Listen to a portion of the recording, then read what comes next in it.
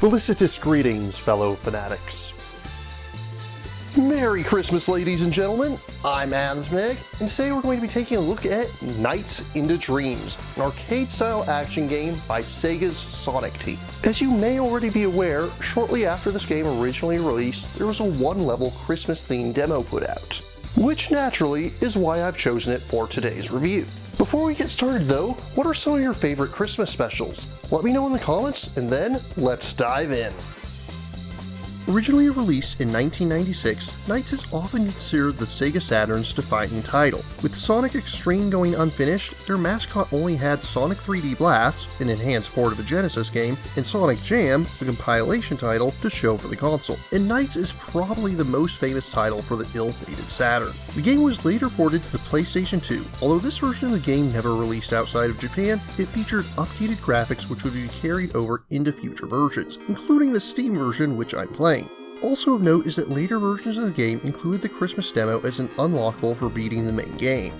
In Nights, you'll take on the role of either Elliot or Claris, though for the majority of the game, they'll be fused with the eponymous Nights, flying through a dream world. Each dream consists of 4 stages followed by a boss fight. In order to complete each stage, you have 2 minutes to collect these blue orbs called chips. After you collect 20 of them, you can destroy that stage's idea capture to free the idea that it holds, and that's spelled IDEYA.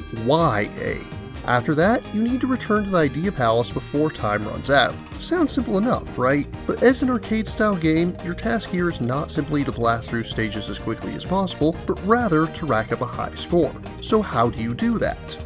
Firstly, you want to free each idea as soon as possible. The faster you do this, the more points you'll get. But after freeing it, you want to delay going to the Idea Palace for as long as you can. For each stage, the path loops around, and each lap is an additional scoring opportunity.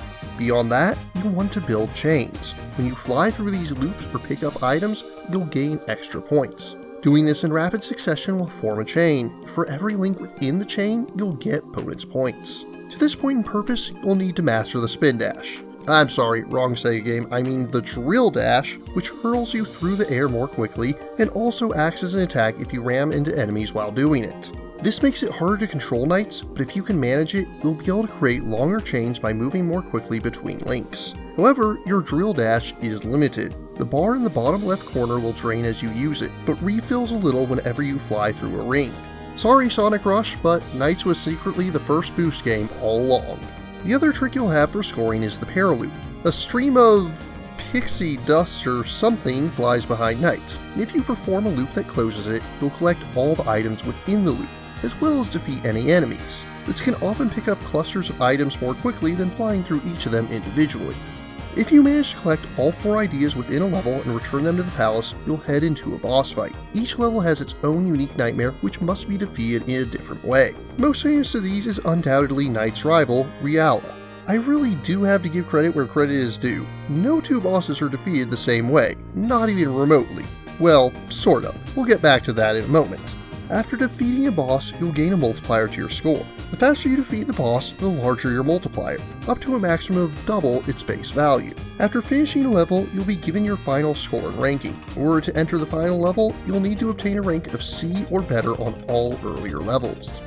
Presentation-wise, the game looks great. It does an excellent job of capturing the surreal nature of dreams, having these lands which are strange and nonsensical, but at the same time, purely inspired by things that Elliot and Claris may have seen throughout their day. It's this unusual combination of orderly chaos that gives Nights a unique and charming art style. Story-wise, being an arcade-like title, there's not much to go into. If you wait at the title screen, you'll be treated to a pair of cutscenes, one for each of the children. Claris has an audition coming up where she wants to try out for a musical, while Elliot enjoys playing basketball with his friends, and both of these soon turn into nightmares. And that's really all you get until the ending cutscenes. I'm not going to go into a separate segment for spoilers, but it ends about the way you would expect it to anyways. In total, the main game has 7 stages, though the final stage will have to be played twice, once as each child to complete the game. This is fairly annoying as despite being listed and scored as separate stages, they're completely identical.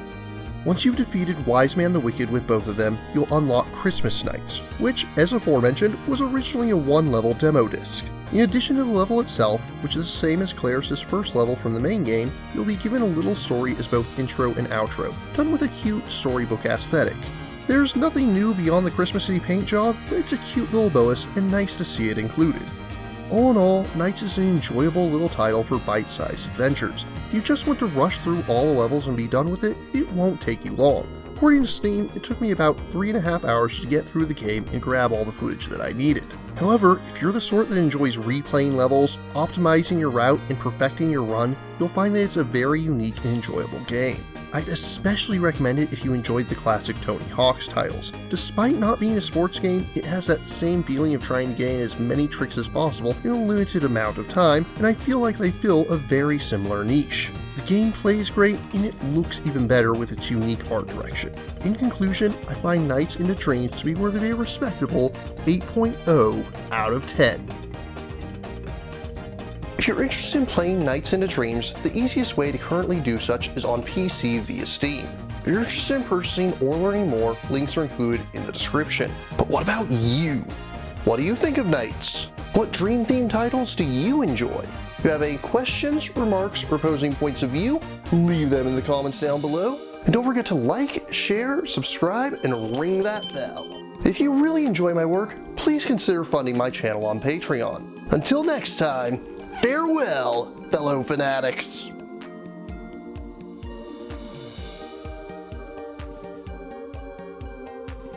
Thank you again for watching. I have plenty more to share with you if you're interested. You can click up here above my head to subscribe to my channel. You can click over here on my monitor to see the most recent video that I worked on. Or if you prefer, you can click up here to open this mysterious vault and see what video that the YouTube algorithm has picked just for you.